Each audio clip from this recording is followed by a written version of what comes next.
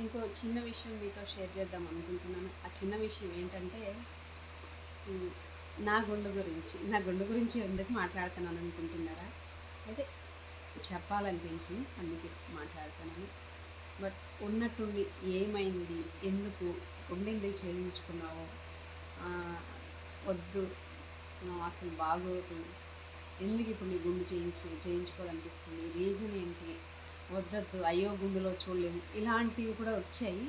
అయితే నేనేమంటానంటే, ఎవరు ఏం చెప్పినా, ఎవరు ఎలా అనుకున్నా, ఎవరు ఎలా చూసినా, అయితే మై ఒపీనియన్ ఏంటంటే, నేను అంటే మనం ఎప్పుడూ చెప్పుకుంటూనే ఉంటాం. మాటల్లో చెప్పేది కాదు కదండి.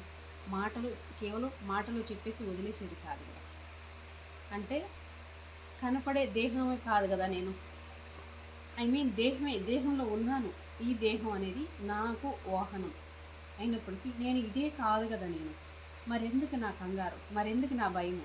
నేనెందుకు అలా ఫీల్ అవ్వాలి? జుట్టే కదండి, అసలు జుట్టే కదా. జుట్టు గురించి ఎందుకు అంతలా ఆలోచించాలి? నాకు అనిపించింది, 1 వీక్ నుంచి అనిపించింది గుండు గుండు అని. సరే, ఓకే, చేయించుకుందాం ఒకసారి, పోయేదేముంది అని చెప్పి చేయించుకున్నాను, అంతే, ఇంకేం కాదు.